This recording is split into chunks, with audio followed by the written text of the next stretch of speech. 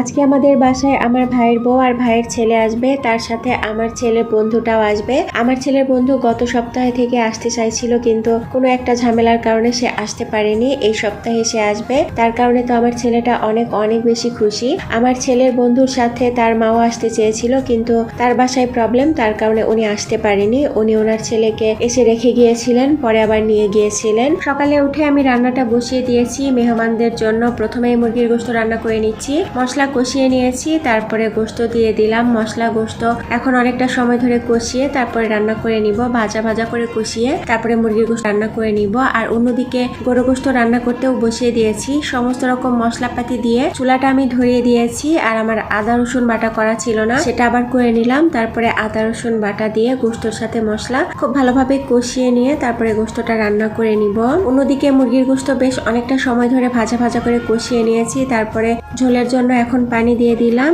এর সাথে কলিজা উপরে দিয়ে দিচ্ছি। কলিজা প্রথমে দিতে যাইনি, কারণ গোশতটা অনেকটা সময় ধরে কষিয়ে নিয়েছি, ভাজা ভাজা করে কষিয়ে নিয়েছি। এতটা সময় ধরে যদি কলিজা কষাতে যেতাম তাহলে কলিজা হয়তো ভেঙে যেত, তার কারণে ঝোল দেওয়ার পরে কলিজা দিয়ে ঢাকনা চাপা দিয়ে রান্না হতে বসিয়ে দিলাম। আর অন্যদিকে গরু গোশতের ঝোলটা যখন শুকিয়ে গিয়েছে তখন গরু গোশতটাও বেশ অনেকটা সময় ধরে কষিয়ে নিয়েছি। আজকের গোশত রান্নাতেও আমি রসুন দিয়েছি। গরু গোশত রান্না করতে রসুন দিলে সেই রসুন খেতে অনেক অনেক বেশি ভালো লাগে, আর গোশত খেতেও অনেক ভালো লাগে। গরু গোশতটাও বেশ অনেকটা সময় ধরে কষিয়ে নিয়েছি। তারপরে ঝোলের জন্য পানি দিয়ে ঢাকনা চাপা দিয়ে রান্না হতে বসিয়ে দিলাম। এইদিকে আমার মুরগির গোশত রান্না হয়ে গিয়েছে, গোশতটা নামিয়ে ফেলেছি। এখন আমি মাছ রান্না করে নিব। মাছ রান্না করার জন্য কড়াইয়ে তেল দিয়েছি, তারপরে পেঁয়াজ দিয়ে দিলাম। পেঁয়াজ লাল করে ভেজে নিব। আজকে আমি রুই মাছ রান্না করব। আমার শ্বশুর সকালে বাজার থেকে রুই মাছ নিয়ে এসেছে। আজকের মাছটা ভেজে রান্না করছি না, কাঁচা মাছই রান্না করছি। আমি মাঝে মাঝে কাঁচা মাছও রান্না করি, আবার ভেজেও রান্না করি। যখন যেভাবে রান্না করতে মন চায় তখন সেভাবেই রান্না করি। মাছের পেঁয়াজ যখন লাল হয়ে গিয়েছে তখন কিছুটা পানি দিয়েছি যাতে পেঁয়াজ পুড়ে না যায়। তারপরে একে একে সমস্ত রকম মশলা দিয়ে দিব। আদা রসুন বাটা দিলাম, মরিচ গুঁড়ো, হলুদ গুঁড়ো, লবণ, কালো এলাচ, দারুচিনি সবকিছুই দিয়েছি। তারপরে মশলাটা আরো কিছুক্ষণ কষিয়ে নিব। কষানো হয়ে গেলে এর ভিতরে মাছ দিয়ে দিচ্ছি।